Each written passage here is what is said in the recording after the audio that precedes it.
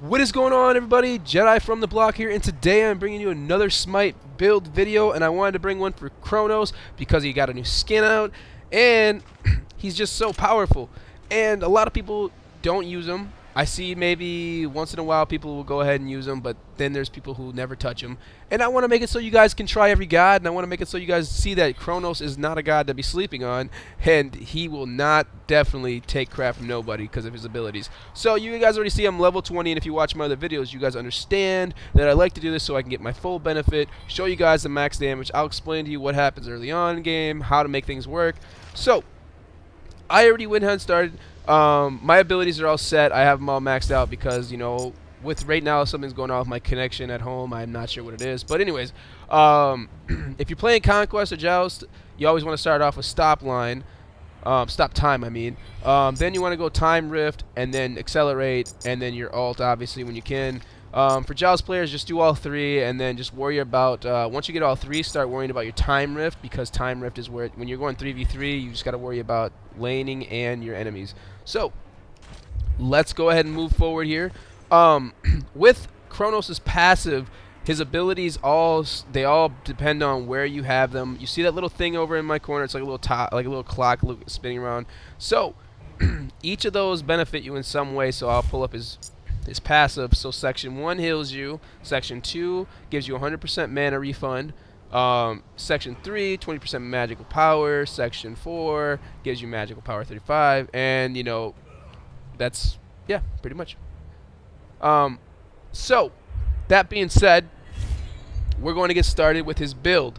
Now, you guys all know with the relics, I like Sanctuary and Thorns, but with Chronos, he is one of the gods who has a little bit less health than most of the mages. Well, unless you're Anubis.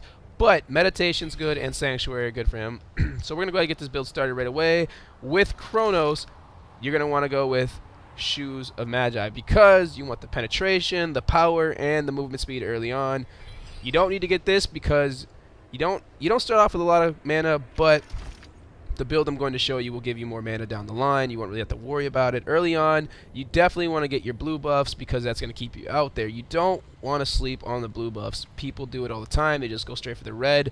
If you're a mage, you're the heart and soul of your team. Have your team support you with that blue buff. Make sure that happens. So we're going to go ahead and get Shoes of Magi. That's for that damage. Next up, penetration. Always go with the penetration. It's very good. 33% magical penetration. Grabbing that. Next up, we're going to go ahead and get the Chronos pendant. Haha. Obviously, Chronos pendant. Alright. That's going to give you more damage. That's going to benefit you probably most down the line. Also with the cooldown reduction. Next up, Rada Tahuti. You're going to want to get that. That's for that damage. And if you read, increases magical power by 25%. Fantastic. Now, you have a couple choices here. If you're playing a heavy set tank god, you're obviously going to go with Soul Reaver. What that does is your abilities will scale to 10% of their maximum health and additional damage. So it's good, but Book of Thoth is where you want to go because it builds your mana and it also converts it builds your mana, converts your mana into power, which is awesome. Get it. All right. Next up, you have choices here too. You could either go with Spear of Desolation, which I like. That's mine because I like the cooldowns. Either Spear of Magus. Not for me, but most people use it. I see a lot. Reduces all magical protection of enemies within 55 units. So that's pretty good if you want to just spread out the wealth of your magic penetration. It helps you get in there, but you don't need that. I wouldn't use it. So those are just penetration items that you can just look at using if you want to build your own ideas, kind of work with them later on down the line. Not so much needed when you're playing Chronos because Chronos' abilities are pretty overpowered as it is. You can benefit trading off of his speed, his 2. It'll allow you to go ahead and use these. So, yeah, these ones increase your basic attack speed and give you more additional basic attack damage, which is great with Chronos, but later on in game, you really don't need to worry about basic attack damage because your abilities will just melt everything in its path. So, you know, with that being said, you have other options to go through here. You can use all these as well. Lifesteal is not bad. You gain an additional magical power scale from missing health. Caps out at 100 power at 25% health, so that's nice, and it also gives you 100 magical power. Not with Chronos for me. With Chronos for me, I like to go straight with the Doom Orb. You gain 2+ magical power per stack and receive 5 stacks per god kill, obviously. 1 stack per minion kill. You will be melting a lot of minions later on in game. But when you get to like 18, you kind of just leave the minions alone unless they're after they take out the Phoenix. And you get a max of 50 stacks. So that's pretty good. That's probably, you know, enough damage later on. So now you're doing 621 magic damage and whatnot. So I'm going to show you this one with this build, and then I'm going to show you another set that will help you go into game as well. So these are your basics. Speed. Now, when you use that ability, now you see that there was a 2-second difference there. Now watch. I want to show you what we were doing the same amount of damage each time. Now I'm gonna try. It's kind of hard unless you're really focused in game. Now you see the thing on your little clock down there. It's to the left. That's your damage, right? You want to make sure you try to land on that one or your 5 or your 4, because those two will greatly increase your damage. So you want to try to get the top one or the one on the right or the left. My bad, guys. So what we're gonna do is we're gonna wait for it, wait for it, wait for it, wait for it. Bam. Now we're just doing. Well, actually, we're not really doing too much more damage. Maybe it's just abilities. Oh, 712, whatever. But yeah, you're scaling off of that. You're building. Unless you want mana recovery, don't worry about it. Come over here, hit him with this. Just showing you guys all this stuff. So that's 324. He's stunned. After he's stunned, you can hit him with that. That would do about 1,000 something damage. Come up here.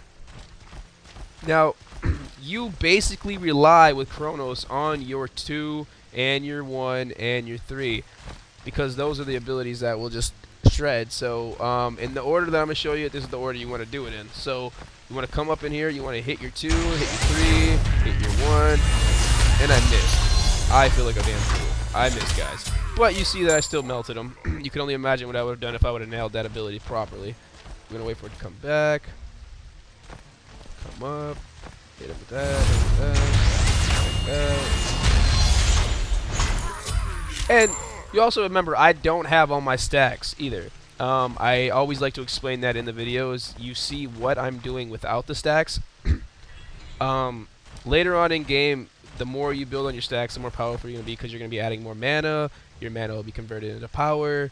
Along with Death Orb, you're going to be converting your mana into power, or your power gets increased based off kills. So you just got to take into consideration that I'm not fully maxed out at my potential. Now, I always like to wait to get it to that 5, because that's the most. But if you can even get on to, I mean, at the 5, why do I say 5? If you get it to the 4, that's good. But if you get it to the 3, that's good too. You want to keep it in that area. That's your areas of choice. So let's go ahead and get this checked out again. One more time for you guys. Hit it with that, hit it with that. Bam.